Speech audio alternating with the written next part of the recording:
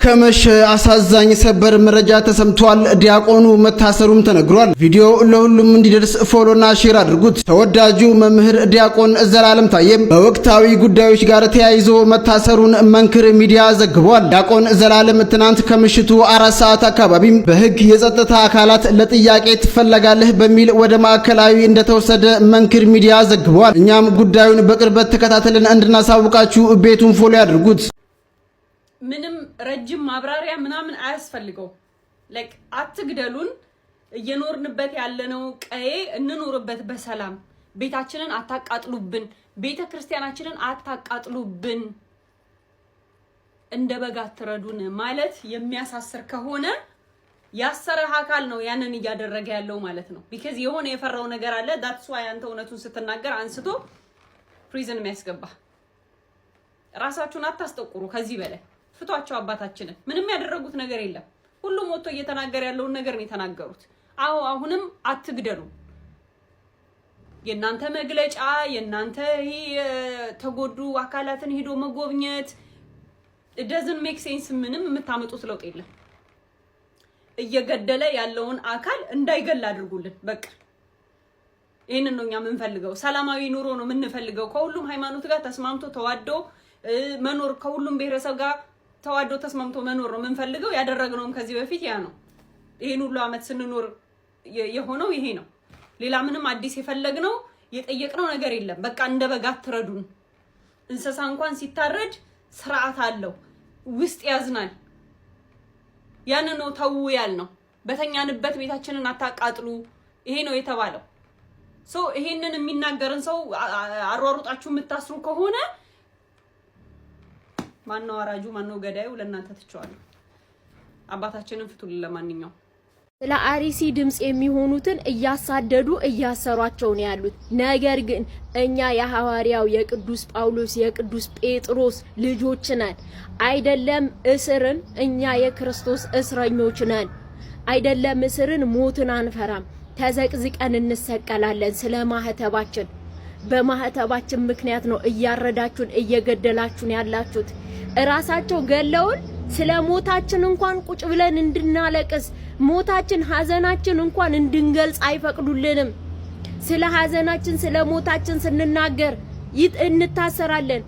ነገር ግን የነሱ መታሰር ለኛ ጥንካሬ፣ ከዚህ በላይ ድምጽ መሆን ያለብን። ኢትዮጵያ ያላችሁ ፈርታችሁ ዝም እንድትሉ፣ ሌሎችም አባቶች ድምጽ እየሆናችሁ ያላችሁ ቀጥሉ።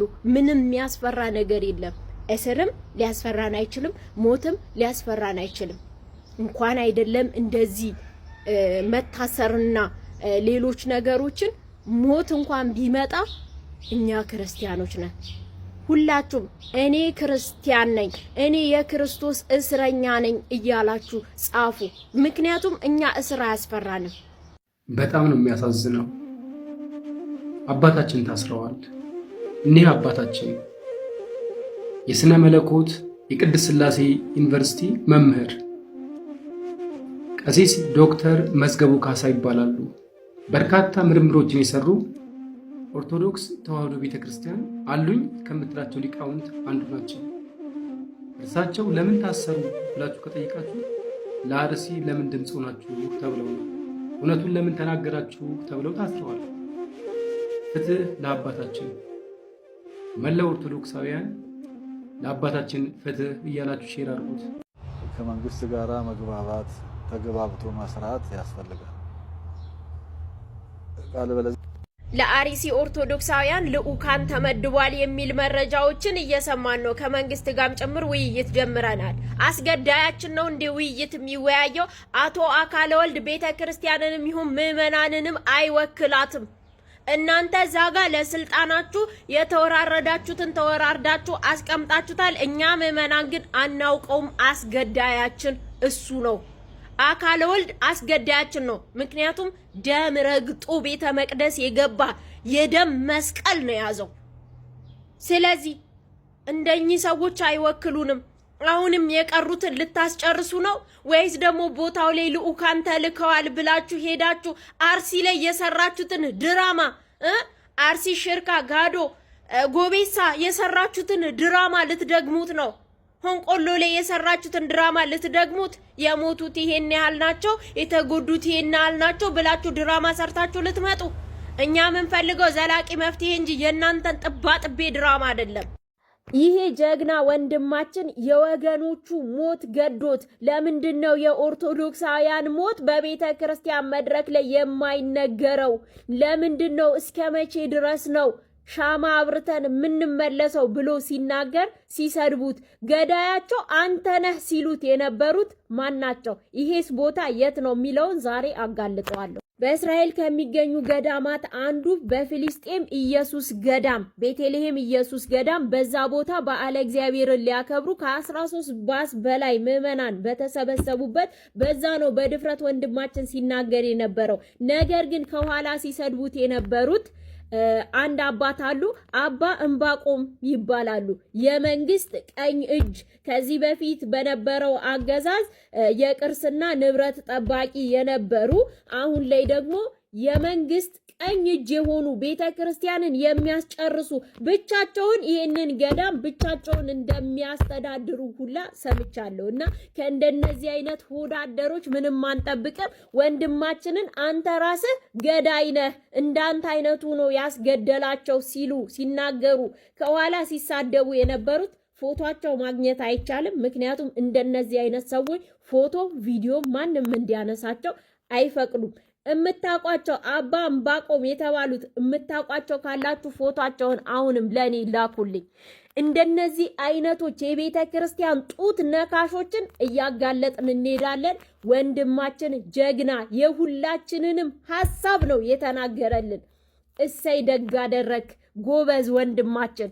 ገዳዮቻችንን እፍለፊታቸው ካልተናገርካቸው በስተቀር እፍለፊታቸው እናንተ ናችሁ የምትገድሉን የምታስገድሉን ካላላችኋቸው በስተቀር አይገባቸውም።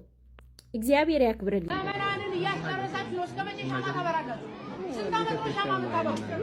እኛ ለሞቱት አስቀምጠ ስንት ዓመት ሻማ ታበራላችሁ? ለእናንተስ ለህሊናችሁ አይቆረቁራችሁም ወይ? የሚፈሰው የንጹሐን ደም እስከመቼ? እሳቸው እንደ ማንኛውም ክርስቲያን ናቸው። ክርስቲያን ስለሆኑ ነው የመጡት። አሸርጋጅ ነው።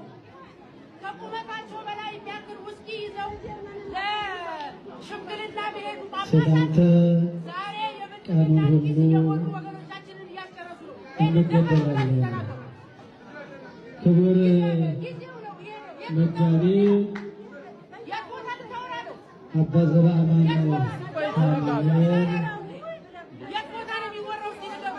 ክቡር አምባሳደር ተስፋዬ በሀገረ እስራኤል የኢትዮጵያ ባለስልጣን አምባሳደር፣ ክቡራን አበው መነኮሳት፣